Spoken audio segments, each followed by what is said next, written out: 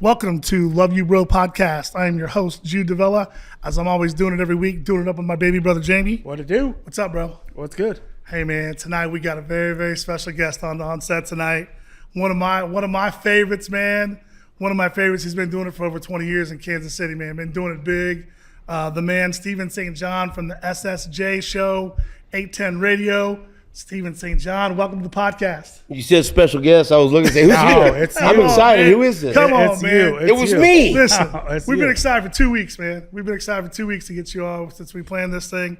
We've been super excited to get you on. So thank you for taking time out of your schedule. Yeah. I know you're busy. A lot of stuff going on. Your show's great. We love it. We've been listening to you for over 20 years. So thanks for being on, brother. Oh, I know I get, sometimes it's funny because some of my friends send me some pissed off text messages during the show, and he don't like some certain guests and what they say about. Oh the yeah, Chiefs. no, he says that. And sometimes you're saying, because I'd be like, I'd be writing, I'm like, God damn it, and then seeing like, Can we cuss? Are we good? Yes, we can. All We're right, good, so man. I It's might a let one podcast. loose. yeah. And also, I'm so like discombobulated right now. I don't know. I'm usually the host, and so like I don't know what I usually have headphones. And I'm sitting, so I don't know what to do with my hands. I'm so like Let it out go. of my sword. Let I'm it gonna let go. it go. That's You're a- good, man. I'm gonna let it go. My wife's over there like, no, don't let it go. No, let it go. Yes, Let it yes. go. He's going to let it go Let tonight. So here we But go. you know what? I want to start off by saying though, and I said this to you earlier, off camera. You're a legend in this city, and you're such a blessing for the city. And everything I've never known to hear anything you've ever turned down. As a Stephen, like you do all of this charity, you do all of this emceeing, and when your career is all said and done, there'll be a place in Kansas City lore for radio personalities, and I don't know anyone who born and raised that has done and given back as much to the communities you have. It's a blessing. So I truly mean that. Thank you for everything that you've done. And it's, like I said, back in the day, my brother was sick. You helped out with whatever you could at the time. I mean, you've been a blessing, brother. So you're a gem for this city. I appreciate you saying that. That's that means a lot to hear that because, like you said, I grew up in KCMO, which we're downtown right now, and 5 minutes from here in Northeast, in the old Northeast neighborhood of Kansas City. That's where I grew up and spent my first 24 years or so. And my mother was a huge influence on my life. And her name was Julia Ontiveros, and then St. John. And so that's why, for people that don't know, like when they say, Stephen St. John, you're Mexican? I said, well, Mexican-American. By the way, Sure. 3 Mexicans walk into a bar. Finish the joke. There's a lot of ways we could go with that. But anyway, and so that means a lot to me. But she always would tell me, as much as you get in life, you got to give back more. And so she, after she passed away, I dedicated, a lot of what I do to her. And I'm very lucky because I have a great wife that helps me behind the scenes with all this stuff and goes to all the events with me. And I have 5 kids, and one of them's here. One of my daughters here, Julia, who What's up, Julia? She'll look up from her Stop phone. texting. Stop texting. Now, see the boy. that? She just gave me an angry look. Said, don't mention my name again. And so I try to be a great example in some ways for them. But most importantly, there's so many great people in this town and so many great causes. It's so hard to say no. And when I have to because of my schedule, it breaks my heart. And so it really means a lot to me to give back to this community. I've been lucky enough to be in radio in Kansas City my whole career, almost 26 years with union broadcasting. And so I wouldn't have it any other way. So I really appreciate you saying that. 100%, Absolutely, man. 100%. Hats off and kudos to everything you do in this city, brother. Because I know, like I said, we've been a part of everything for a long time as far as in the sports world. I was really busting up laughing though because when I'm listening to him at 8:10 in the morning and I hear him go, well, "Yep, I got these guys pissed off, sending me these text messages." Little do I know it's this clown over here that's texting. It's only just usually one guest. We know who it is. So Yeah, we know. Jeff Chadilla from NFL Network and NFL.com. And Jeff is a good friend of mine. He's in the Yes. studio today. Yes. And he is great at what he does. But I think sometimes he feels like he has to overcompensate the other way because he's based in Kansas City. Right. Sure. And he's a national reporter. But then also there's an element of he likes to kind of Poke the bear. twist my knobs a little bit. And he knows, and he'll get me fired up, and we'll argue about this or that. But he's really a great guy. But I know, trust me, sometimes he'll say stuff like, "Oh my God, why are you saying this? Why are you?" You're just trying to make me mad, but he's awesome. No, he's awesome, and obviously he's great. But it's just like every time I'm like, I'm not kidding. I'd sit in the parking lot if I'm in there. I'm like, I gotta wait for this dude to say something. Yeah. And I don't give a fuck who we playing. He's like, lost. No, I don't see him doing it. I don't see him doing it. I'm like, so we're gonna go. I mean, we're not gonna beat anyone. Right. If it's the playoffs, it's always a loss. Okay, if it's Ravens, Bills, like they're not gonna beat them. They just don't have the. They don't have Out-coached, outmanned, outclassed. Right. I'm like, Bad matchup with the Chiefs this week. Yeah. I think one of them. I was a bit hungover, and I was like, "Man, tell him to worry about his Michigan Wolverines and his Detroit Lions." I remember the AFC Championship game. We were building up to it, and then he picked the Chiefs, and then I didn't know what to say. We'll be right back after this. I didn't know I didn't expect that. So it's, but we have a lot of fun. Yeah. The same thing too. Like besides him, the most polarizing guest we have on is a former Chief.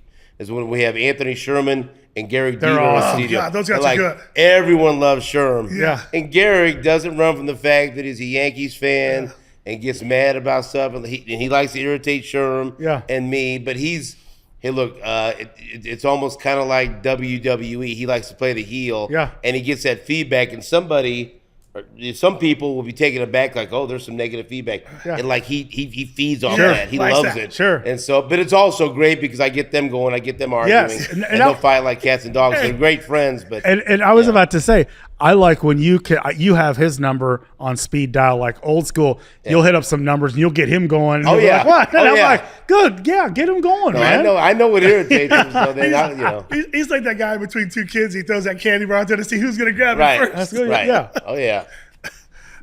Again, Stephen, like I said, thank you for coming on tonight. I really appreciate you being on our show. Along with Stephen St. John being our big guest for the show tonight, we have three other guests that are on here, sitting here with us, Stephen, that I know in your lifetime and our lifetime of growing up, diehard Chiefs fans. Our dad started our season tickets in 1965. My dad started with one ticket. My brother Bob, may his soul rest in peace. My dad went with two. We now have 8 of them in Section 120. So when I tell some of these guys we work for, I literally grew up in the stadium. I literally grew up in that stadium. We grew up in that stadium. And there was no time, when we first started this podcast, we were talking with Kelsey and some of the guys. They're like, man, you guys should do a podcast. You have a lot of fun guests and people on. And I said, there's just so many stories to tell. And I said, I told Travis one time, I said, back in the day when my dad had season tickets in the 70s, we would be, and you remember, there'd be a game of 30,000 people. You could be in the end zone chasing each other up and down the rows of seats because there was nobody conversation going on. There was nobody there. You never thought we were going to be where we are today and have the success that we've had. But him and I were laughing when we first started this thing, talking about how far away we were. Those years we have a good defense, and we'd be like, man, this is our year. This is our year. We're going to the Super Bowl. And when you look back, we're like, damn, we never had that quarterback, bro. We never had that guy that we knew could take us that next step. It's crazy because I emceed the Christian Okoye Foundation roast tribute to Kevin Ross. Yes. Right? Rock. And so over the weekend. And so Kevin Ross was one of those great players. And so we started talking because the topic was all the players, all his teammates that he had. And so brought up the secondary: Albert Lewis, Kevin Ross, Lloyd Burris, Deron Cherry, all 4 of them in the Chiefs Hall of Fame. And Deron Cherry has a case, I think, for the NFL Hall of Fame. 100%. And all those, that's like one of the best secondaries ever. And Bill Moss just got named as the newest inductee to the Chiefs Hall of Fame. And you had Derek Thomas, and you had Neil Smith, and you had Dino Hackett, and you had all these unbelievable defensive players. And I'll tell you now, if we'd have just had a quarterback, they could have won multiple championships. Yeah. But like you said, that makes you appreciate it if you've been a lifelong Chiefs fan even more. Because to your point, I remember my grandfather. See, my dad wasn't a big football fan. My mom kind of liked it, but my grandfather, Danny Ontiveros, he was a big football fan. And so I remember he took me to games. They used to have the Huddle Club. Yes. Where you would get tickets at Quick Trip for if you were over 60 or under 12, you get $10 tickets. $10 tickets. People don't believe me now. And so we go. Lamar. Yeah. QT. That's right. That's exactly right. So we go. Whatever happened to that dog? But anyways, we go to these games, and there'd be 30,000 people there maybe. And I remember the first game that we went to that was actually packed, and there was a buzz walking in through the parking lot. He took me to the game between the Chiefs and the Raiders, and let me tell you, he hated the Raiders. Yeah. There was a story he told me before I was born that he had some relatives in from California that were staying with him, and to make a long story short, he kicked them out of his house because they were cheering during the Chiefs Raiders game for the Raiders. And no shit, that's where I come from. Yeah. So he took me to the game where Bo Jackson, who at the time was with the Royals, was playing with the Raiders. They were throwing like baseballs and shit on the field. Oh yeah, my grandpa was one of them. And so but I was conflicted, and so going to the game, and I was like, Grandpa, what do we do with Bo Jackson? We boo him, we cheer him, or whatever else? 'Cause we're big Royals fans. And he looked at me like I was crazy, and he goes, "We boo the shit out of him, mijo." I said, okay, all right, over we go. And then he had a baseball and he threw it out there. But that was crazy. But I was like, why are there so many people here? This is kind of different, And so then, but then after that, I remember we went to Derek Thomas's first game together. So it was cool because my grandfather lived long enough to be able to see that transition into the Marty years and to where actually people wanted to go to the game. Right. Yeah. And so that was he was instrumental in making me a Chiefs fan. Yeah. That's awesome. And doing the work that I do, I had a chance to work for Frank Clark on that Super Bowl 54 season. And I was working for Frank, and we get through the season, get through the playoffs, and he says, hey, I want you to come to Miami. And I'm thinking about going to Miami, and I'm thinking, man, my mom and dad are here, like, they're getting older. And I said, it was tough because I was like, I wanted to go so bad, but at the same time, I'm like, man, I kind of owe it to my parents and family, like to be here watching it with them. And so I tell Frank, I call him, I'm like, hey, man, I don't want you to be mad. If you want me there, if you need me there, I'll be there. If you just wanting me there, I want to stay back. And I told him why. And he says, bro, that's why I love you. He said, because that's you. You're a family guy. You need to be with your parents and stay and watch it. And the craziest thing about that, Stephen, was, it makes me want to cry right now, is we lost our mom in September of 2020. She passed away a year before 89. That was the last game that we ever watched as a family. My mom and dad together, 71 years they were together, married for 69. But our whole family, our siblings, grandkids, everybody got to watch it with our parents. That's awesome. So that's Super Bowl 54, man. What a blessing. But that was a crazy, it was crazy how that worked out. Last game my mom ever saw. Oh yeah, I was there working the game. You got some turf, right? Oh, in the end zone that Williams went into. I did. Yeah. So I was covering the game, and I remember with a couple of minutes left, and I think it was after Kendall Fuller got the interception. Then you knew it was over, right? And so I was with Ty Lebo, who I work with the Union Broadcasting, and he likes to fuck with me just because he's Ty, and he knows and he looked over at me and he goes, "You better not cry. We're media." I said, "Man, leave me the fuck alone." And I started to kind of tear up a little bit. I'm like, "No, I'm not. I don't want to blink," And so then we're done, and we got to go down to the locker room to wait to do interviews, and the big gigantic, escalator that goes down from the top from where the press box was, and so I call my family, and because my wife Susan and all the boys and the girls were watching together, right? And I said, and then couldn't believe it, just to talk to him, real quick.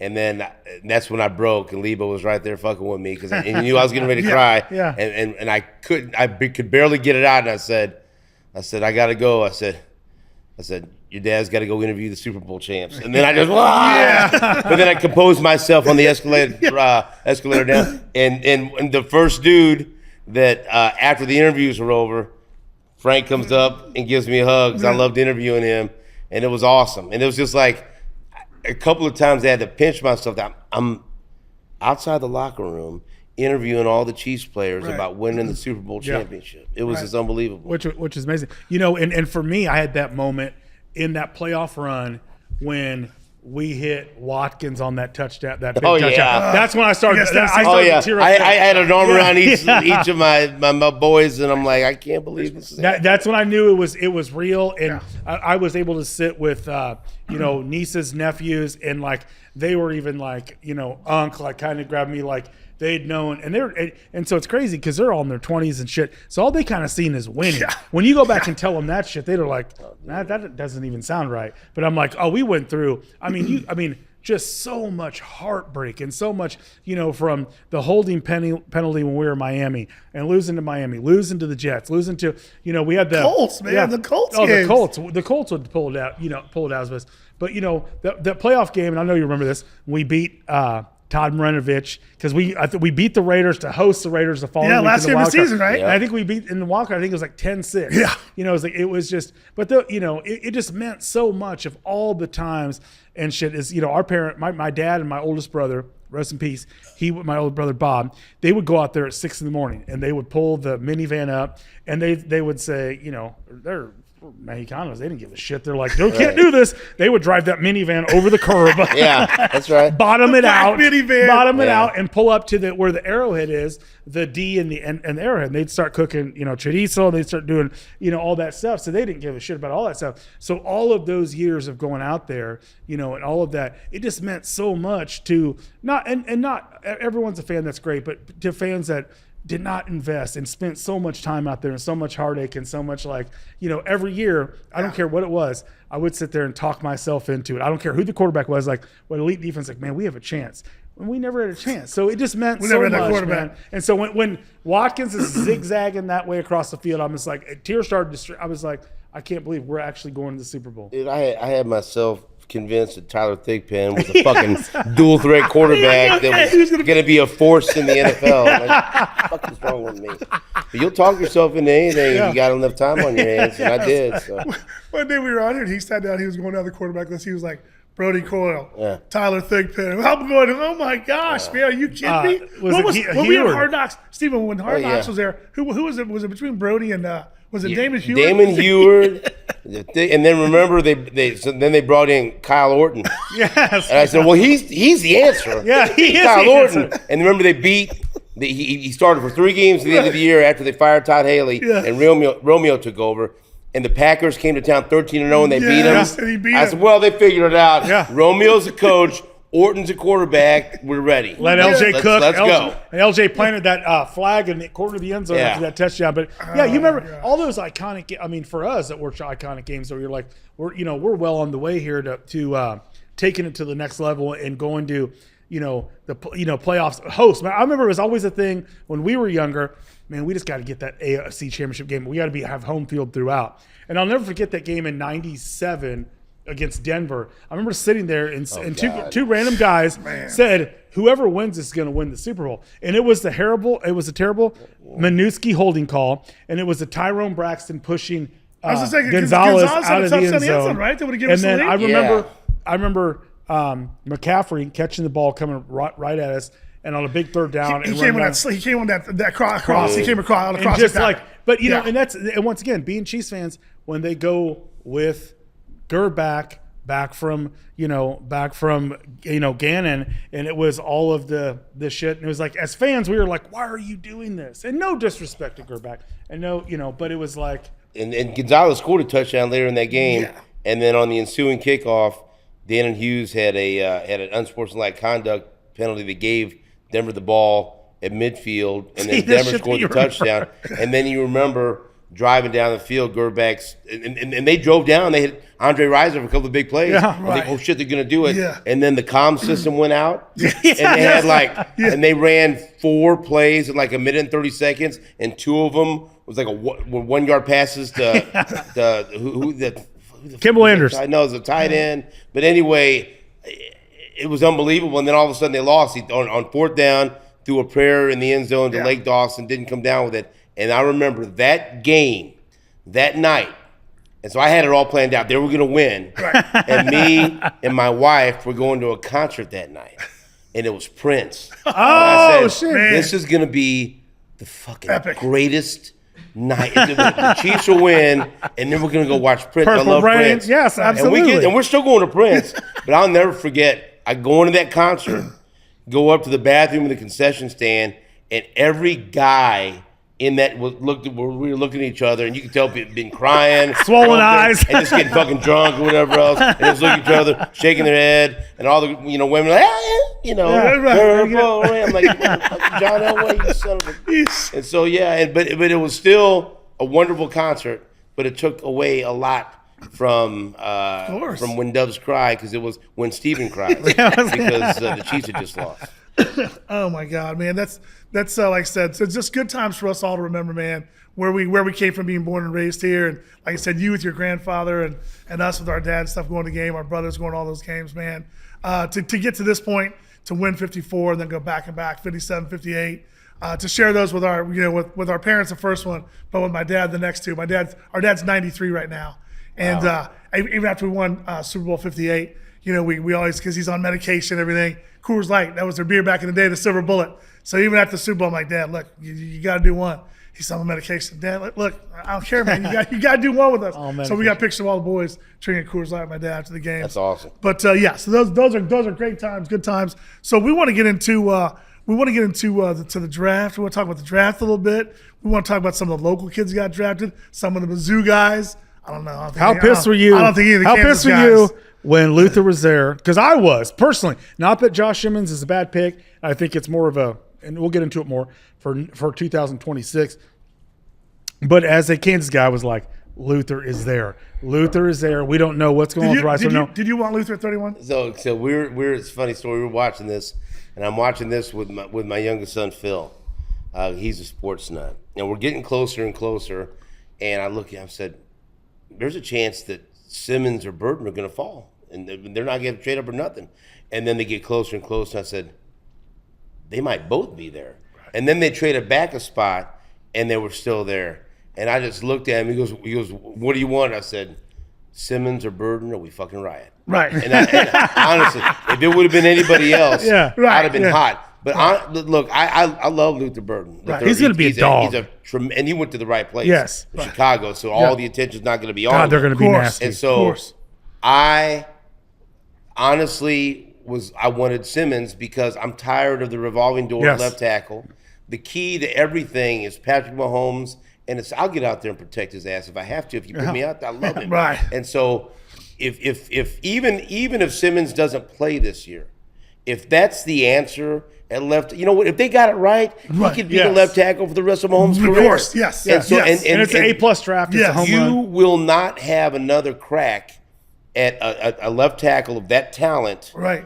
Where the Chiefs are picking, because they're always going to be picking 31 or 32 as long as Mahomes is quarterback. Yeah. And so if I just feel like he would have been a top 10 or top 15 pick without the knee injury. Right. He would have been left tackle 1, and you got to buy that lottery ticket. Yes, and if they get that right, then the rest of the NFL is fucked. Yeah, I think you hit it on the head. If we can get 1 year out of Jalen Moore and get Simmons ready to go, like you said, Simmons could be there for the next 7, 8, 9 years to finish Mahomes' career. Yeah. And maybe Jalen Moore next year ends up going to right tackle. Right. And then you got everything set up there, and you're saving $20 million there. And so I love the pick. Yeah. If you have had so many issues trying to get consistency and solidify that spot, and that kid falls to you, as long as you trust your medical staff, you got to make that pick. Cool. You just Absolutely. Of course. Absolutely. I just hope they don't rush him, and I don't think they need to. Redshirt. Yeah. I don't think they need to. I think that's why they went and got Jalen Moore. Was so good to I think him.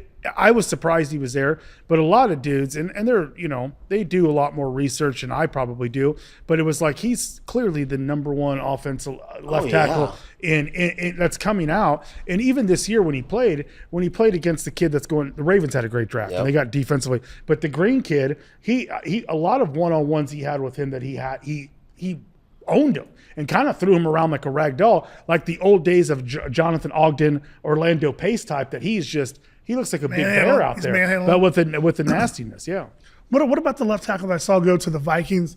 Thea, who's the left tackle that went to the Vikings? That was Ohio State, the guy that came in to replace Josh Simmons, right? Donovan Jackson. And he went first round, right? The Vikings took him first round. Yep. He's gonna play left guard and or right guard for us. Yeah. But he can really fill in anywhere. And I'm with you. I really would have wished Luther Burden went anywhere outside of our division. Right. He's going to haunt you. Yes, he is. But like a lot of these left tackle Jackson's prospects in the first round project as guards. Yes. And so, but that's why Simmons stood out from the rest. And man, if I was be honest, speaking of Minnesota, I was sold if they would have traded up to 24 to get Simmons because they felt strongly about it. I was down. I was good with it. And the fact that they didn't have to trade up, They traded back and added a 5th-round pick.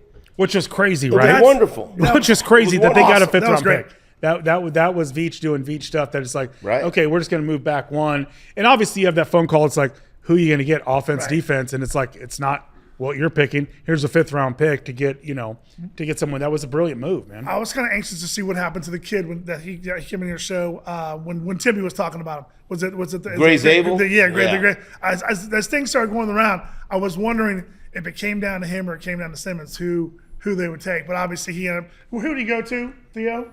What's his name? Gray Zabel, he went in the team. He was gone quick because that's a guy like reason Timmy loved him so much. He could start guard day one. He could play center. He could bump out and play right tackle. Right. And he plays. I mean, he can. If you have a hole on your offensive line, now I don't know, kind of like Tooney. I think he'll be able to play left tackle For a minute. and save you in a game or save you for a couple of weeks. Right. But overall, he'll be a fantastic guard or center, and then even if you need a right tackle. And so Grunhard loved him, but man, they got the true left tackle, and so that's why I'm real happy. That's exciting I stuff. love the Josh Simmons pickup. That's a great pickup. So let's talk about Luther Burden a little bit, man.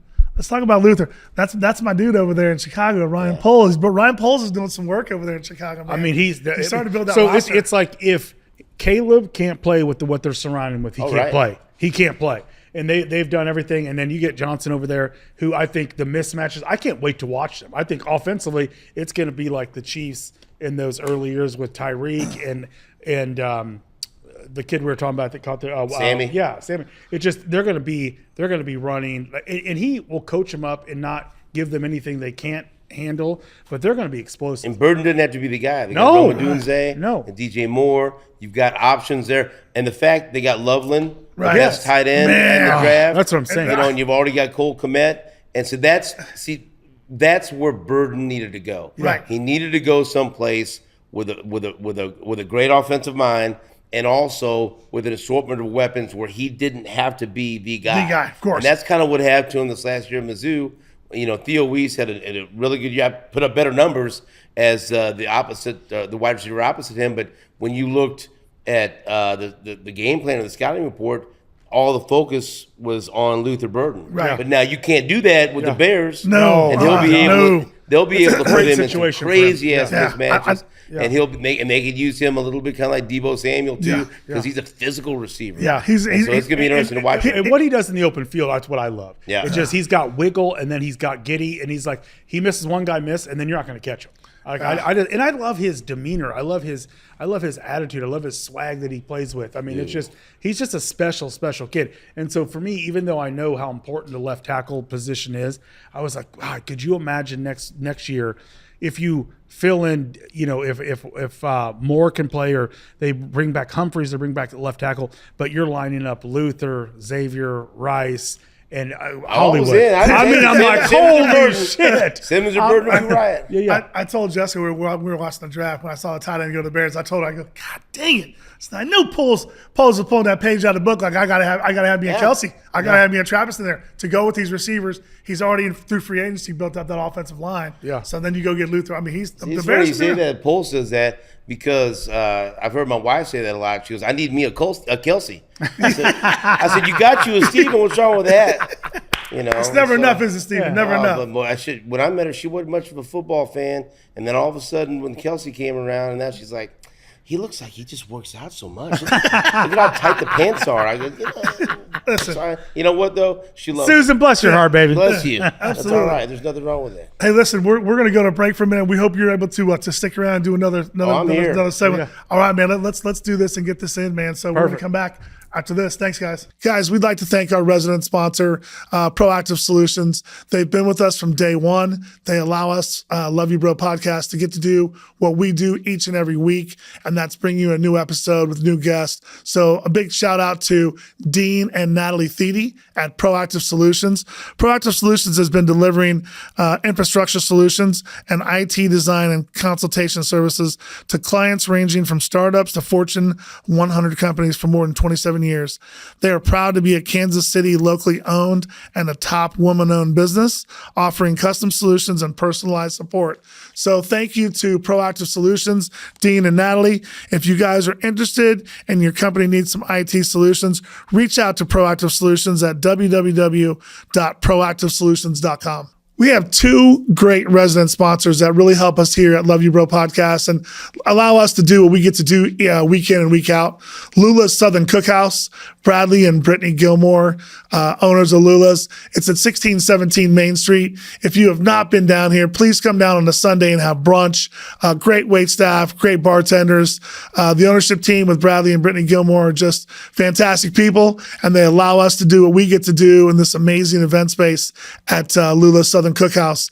All right, guys, before we go jumping into more kind of breaking down the Chiefs draft, I had talked a few minutes ago, but as my wife told me, she goes, I wasn't finished introducing our three special guests on here. Besides our man, Stephen St. John, we have Super Bowl trophy 54 over here, and we've got 57 and 58.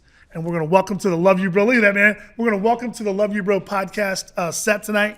This will be the only time we get to have these on. One of my players allowed us to be able to use his trophies and bring them on the set for a night. So they'll always be a part of Love You Bro. I was going to see if Steven would go off for a pass when Brady threw that off the boat. We'll see if he got a pass. Go left. Yeah, let's not do that. But I'll tell you. See, and if I caught one, my ass would be running to the car and you'd have to catch me. So it's awesome to have these three trophies on set, man, and just what they mean to us and our family in this city and this town. And but let's jump right into it, man. We talked a little bit about Josh Simmons. Let's jump into the rest of the Chiefs draft and talk a little bit about the players. I know you talk about this a lot on your show, but yeah. But let's talk a little bit about this. So the guy we got on the 63rd pick, Omar Norman Lott. Omar Norman Lott. What do we know about him, Steven? He's a 6'3", 315-pound defensive tackle from Tennessee. So he was a tremendous pass rusher for Tennessee, and he had the best, one of the best pass rush win rates in the nation. But he was a rotational player, and when you look at the number of snaps he played, they kind of raised some eyebrows, and I think that's why he was there in the second round, because if you look at his ability to get after the quarterback and his explosiveness off the line, I mean, he's exactly what they need. And I had somebody that's pretty familiar with the Tennessee program text me and say, you know, his snap count wasn't a player problem; it was a Tennessee problem. They just have so many defensive linemen that they rotated in and out. And in my opinion, if you look at what they're replacing, look. I think people underrate what Tershawn Wharton meant to this team last year. He led the team in sacks. Yeah. And I think there's a direct correlation. I think he's a direct replacement for Turk Wharton, and he's at least going to start off his career as a guy with the ability to get after the quarterback, and Spags is going to love him. You put him in on third down next to Chris Jones. Yeah. You got Karlaftis out there. I mean, look, it's something they've needed. And I think he's going to be a tremendous impact right off the bat as a pass rusher. Nice, man. I'm excited about that. So, I'm sorry. Go ahead. You're good. Go ahead, bro. No, so what you'll like love you, bro. about it. Love you, bro. Right. We need that sometimes, Steve. We need you here, bro. So you'll love this. He has a boxing background. Yeah. Like he has a boxing background. Yeah. And he plays, obviously, the stuff I've watched, and I went back and just looked at highlights and stuff, you know, from different games. He plays with a tenacious, I mean, he's nasty. He's nasty. And it got him in some trouble. I guess he got suspended the Florida game. There's some shit that went down.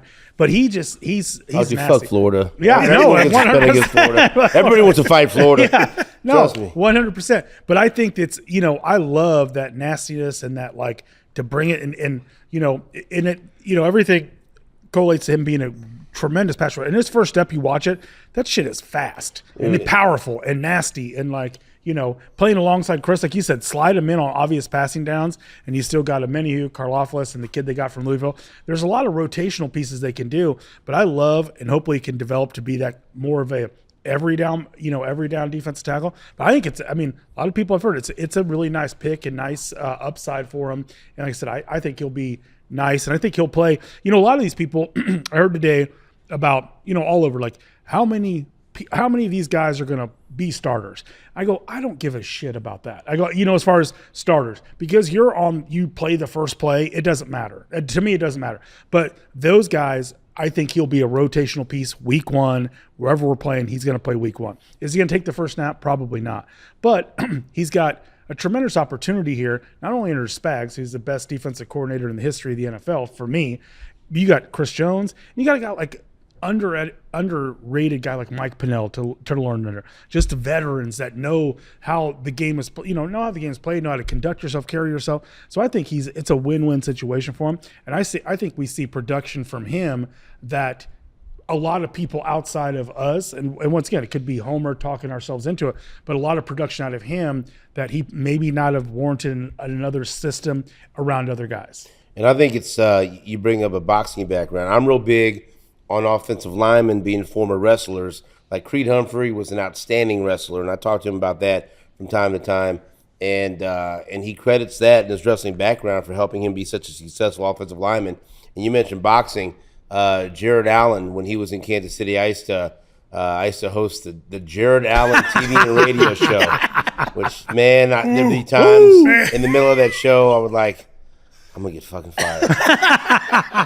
They're going to be waiting for me when this thing's over. And I love Jared. Congratulations, going to the Hall of Fame. But he started doing some boxing workouts and hitting the bags and doing some different things that helped him a lot, because anyone that knows boxing, footwork is so important. Right. And with pass rushing, footwork and being able to use your hands, utilize your hands. And so I think that's a big part of why he's successful, and also gives you a little bit of a mean streak. And so I love that. Yeah. Sure. We're going to need that tenacity, that tenacious in the middle of that defense. Losing Turk Wharton, I just, sometimes we lose these guys that come off our team, right? The Super Bowl team, you're always going to lose people. But I'm always anxious for me to go see what they do to that next place. Are they going to do? Is he going to put up the same type of numbers he put up here with Chris Jones, with those guys playing next to him? And he got paid, so they're going to ask a lot more of him. Yes, absolutely. He's got to be the guy. He's got to be the Chris Jones over in Carolina to me right now for the money they gave him. So I'm curious to see what Turk does over there. Turk's a good kid. I've worked with him a little bit. Yeah. But in talking what you guys are just talking about right now, with Steven talking about offensive linemen and the wrestling, and then boxing defense, the footwork and stuff. George Karlaftis is someone I've worked with since his rookie year. And I'm telling you, Steven, I've never seen a guy off the field put as much into his nutrition, his body, his work. And during the season, there's some days on off days like Tuesday, he's up at 5 a.m. working with Tamba Ali. Works a ton with Tamba in the summer. And I just think that's great for a guy like that to go, who can I, lean on? What kind of mentor can I go? Yeah. And so I'm not sure how him and Tamba met.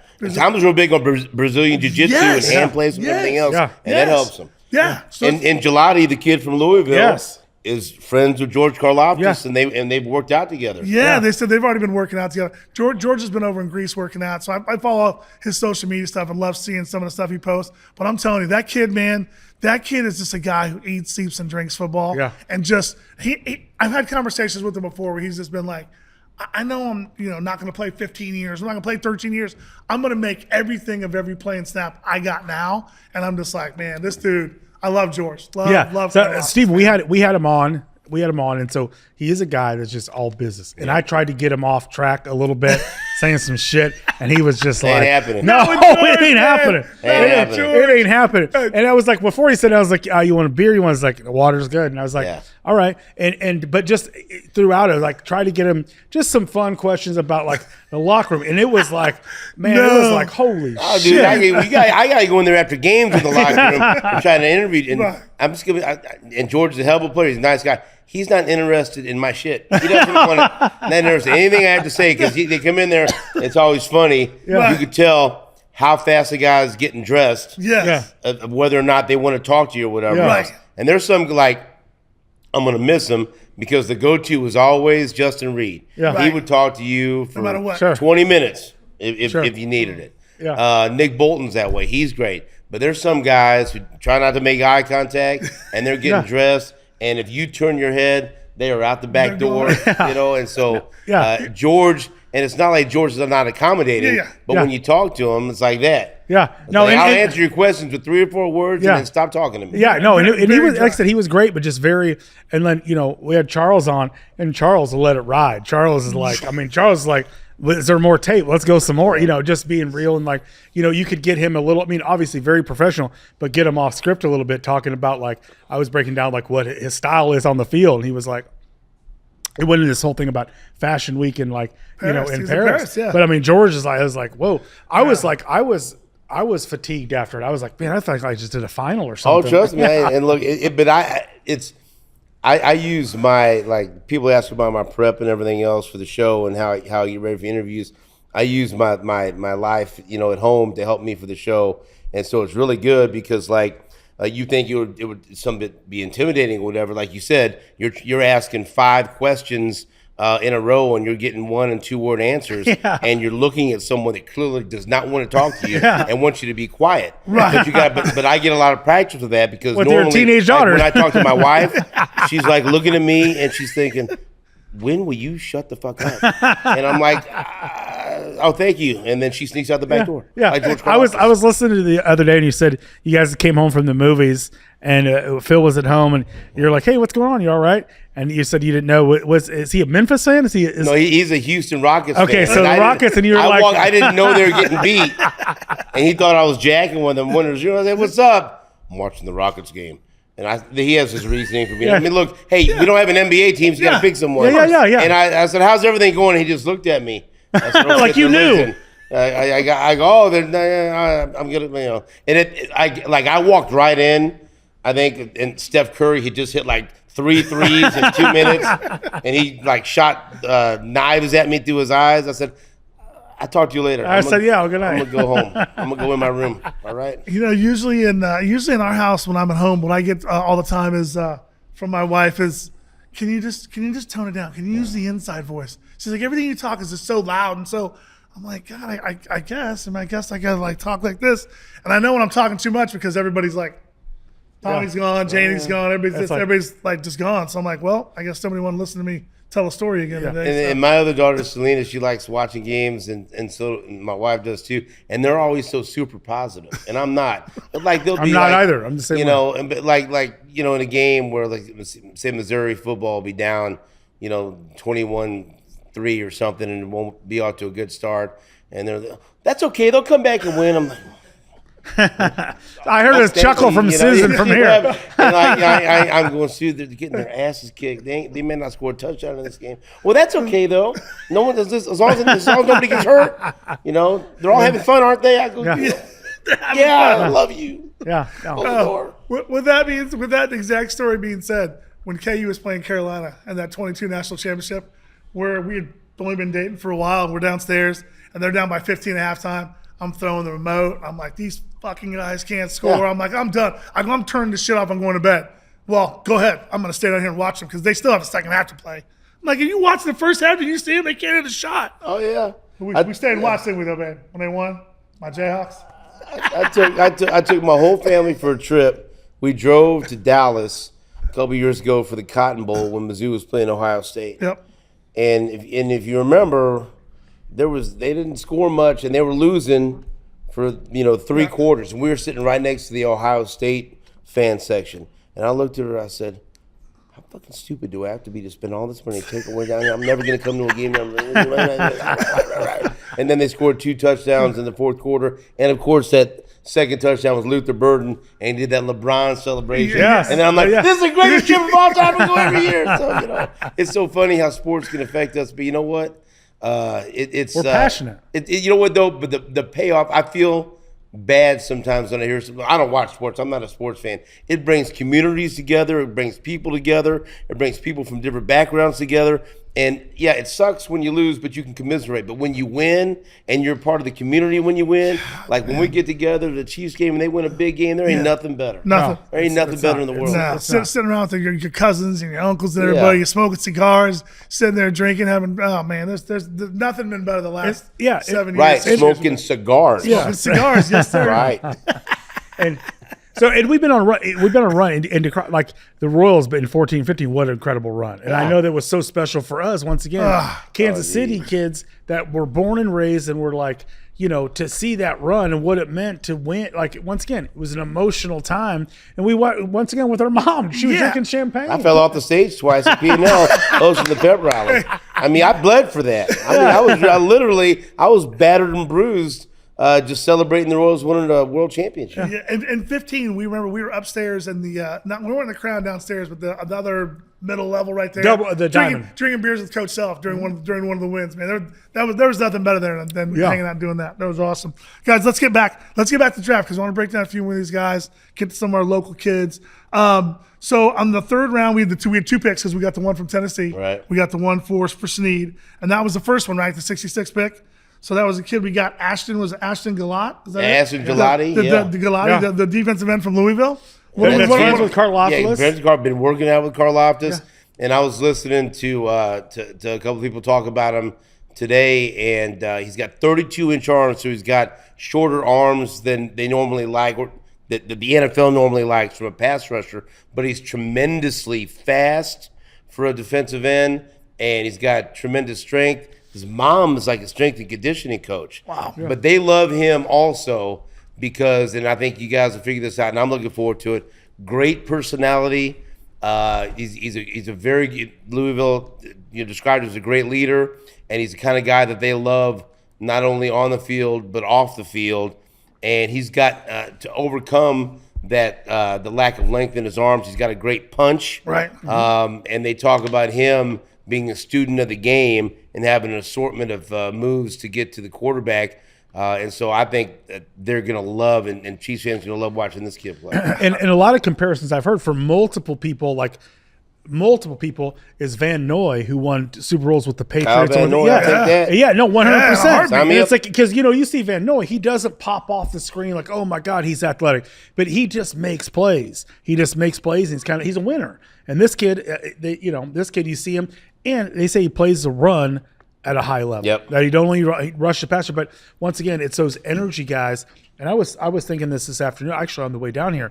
Next year, and 26, when you have Simmons left tackle, Kelsey was obviously come off the books. Jawan will come off the books. You have some freedom of, you'll have to re-up Trey, but he'll take his signing bonus will cut them down.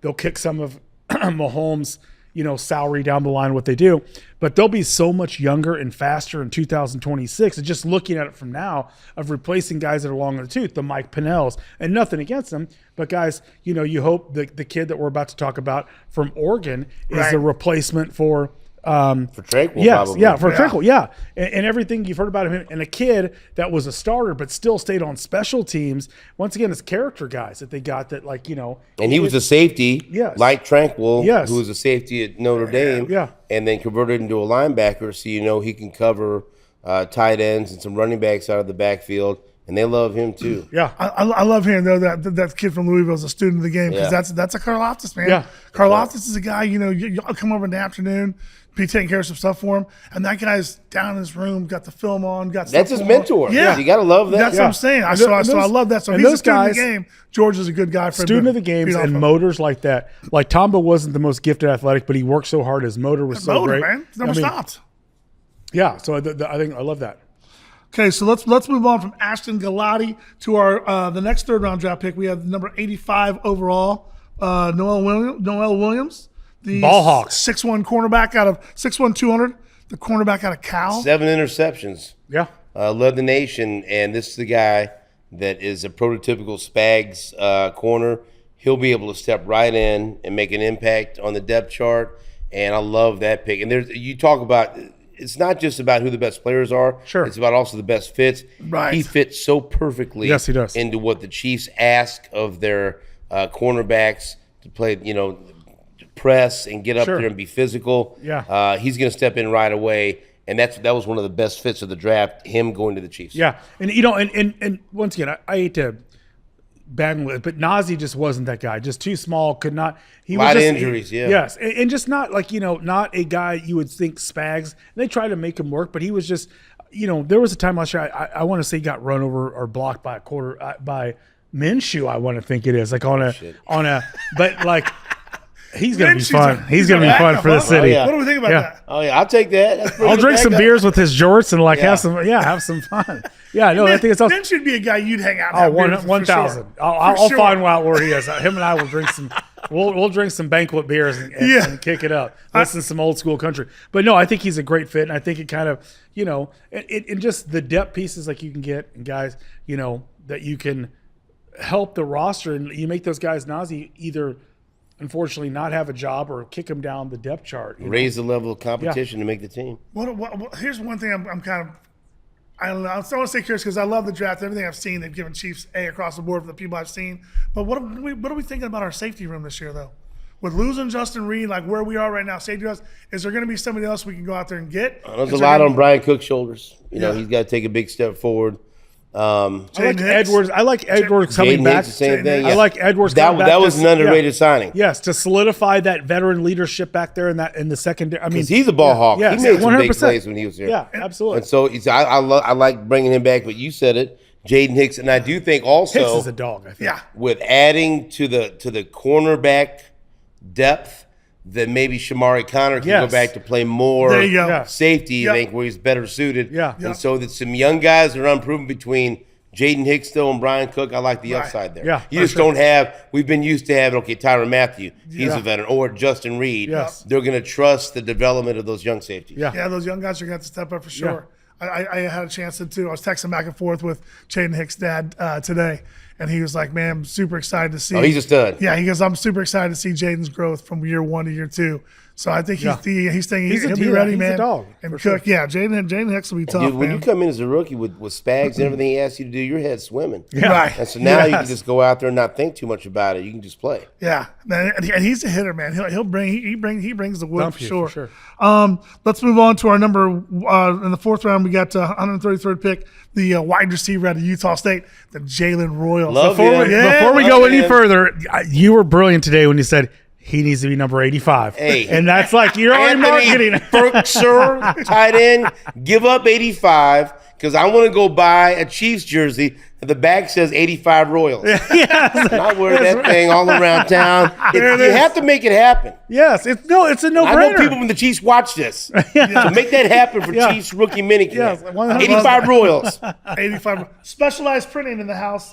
Do we think we can get some of those 85 Royals? It's brilliant. It's a no-brainer. I think we do some Love You Bro sweatshirts with the Royals, the 85 Royals on the back for our receiver. And I had a guy tell me, text me, that friends with someone on the Utah State staff loves Royals, loves him as a slot wide receiver. He's super strong, breaks a lot of tackles. And Daniel Jeremiah, and there was one other analyst, I can't remember, both compared him to Deebo Samuel and said that that's how Andy can use him and getting him the ball in different ways.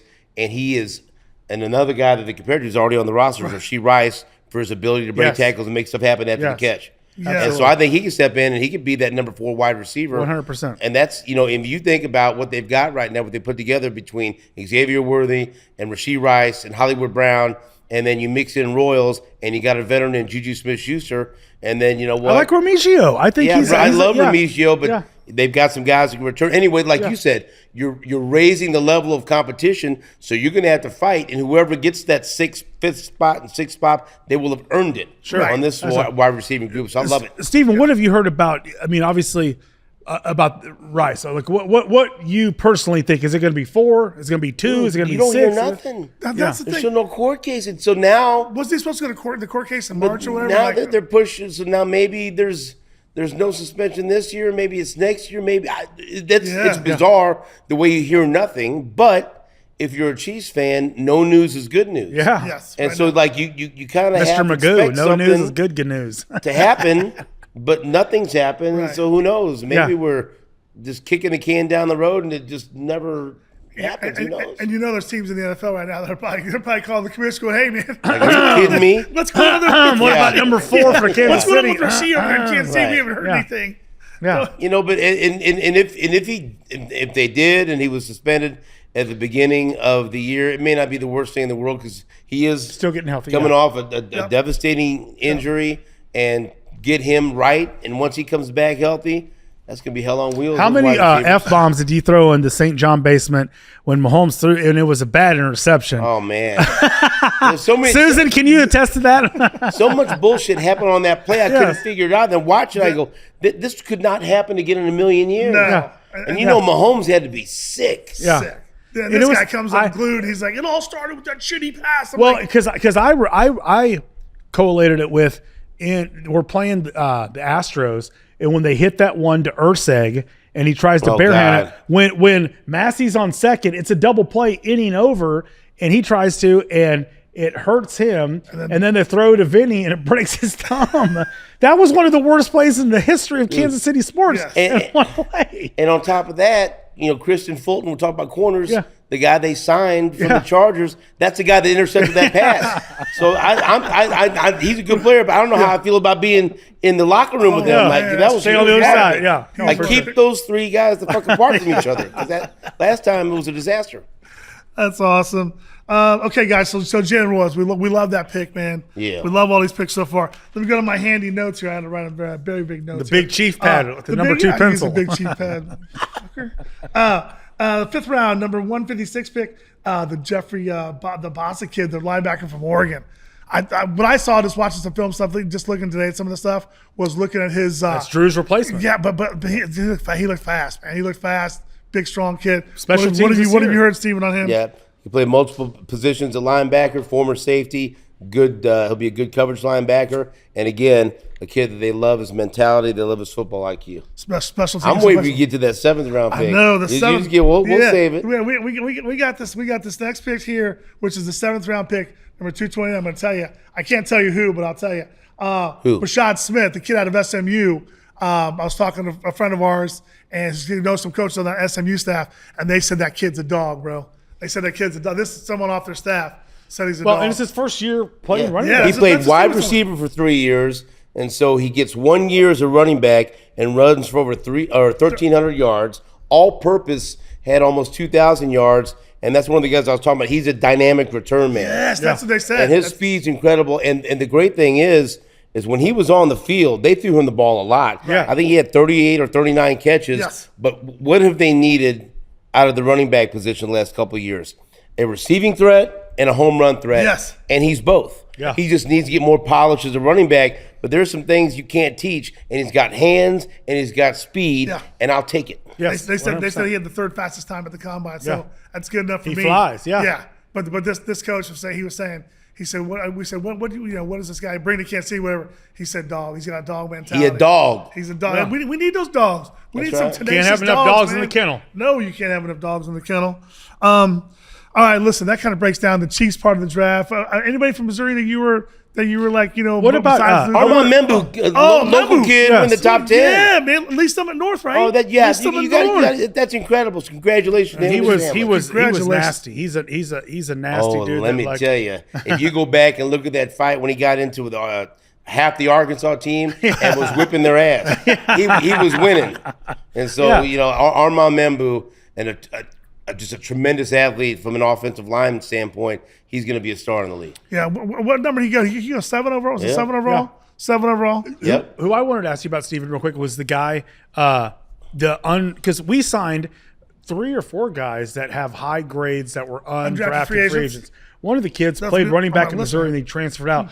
Do you like that kid? Or do you, There's our undrafted free agent list right there. Oh, yeah. You know, I'm going to tell you the guys I like, because I know we're hurting on time. Elijah Badger, the wide receiver from Florida, he's a stud. And this Jake Briningstool from Clemson, a tight end. tight end, yes. He was supposed to get drafted in the 5th or 6th round. Yeah. He falls, and the Chiefs, I think, got him $230,000 or $240,000 guaranteed with a $30,000 signing bonus, which is a lot for an undrafted free Oh, my agent, God. guaranteed. Yeah. And the defense tackle from Penn State? And he was, and he was one of the best receiving tight ends available in the draft. So I love remember that. him. I love that. Guys, we've kind of broken down the draft. Oh, you know what? I want to give a shout out to Devin Neal from KU. He got drafted, and then to our guy Graham Mertz. I think we'll be able to bring Graham on one point. But he's a Blue Valley North kid. Good luck to him. Yeah, went to absolutely. Wisconsin and Florida. So good luck to this, to him, to Devin, to all the we guys. got to link up. How excited are you for when KU comes to Columbia for football this year? How much gonna be fucking fun is that going to be? That's gonna I be cannot incredible. wait. It's like to old heads like us who it meant something back in the Big 8. Like back in the Big 8, it meant something. And you know I love Mizzou. I'm a Mizzou fan. Yeah. But I'm such a huge fan of Lance Leipold. He comes on my show once a week, and Lance can just flat out coach. He's great. Yeah. And Eli Drinkwitz can coach, but he Yeah. can flat out recruit. And Yes. so it's going to be, and that's the great thing about it. Yeah. It's going to be not only great to have that rivalry again, but it's going to be a battle of two really good football teams. Yes. Yeah. And that makes it even Yeah, better. no, yeah. You know? And what's we had Will Gregory on our show, and Will Gregory and Joe Zwillenberg, we're hoping they're going to put something together. They said, why don't you guys come and do your podcast from the parking lot in Columbia? So, That'll be my return episode. Listen, we got to go right now. We just want to tell you thank you so much, brother, for coming on, taking time out of your schedule and be a part of it. Love you, bro. Love you, bro. Love you, bro. Love you, bro. Hey, we got you some gear, so make sure you wear remember it. that love you, bro gear around, man. I'll wear it. And don't be a stranger. We want you back on the show. All right. Hey, anytime, just tell me. Man, Appreciate you, bro. This is a great one. Thank you so much, man. Love you, bro. We're out.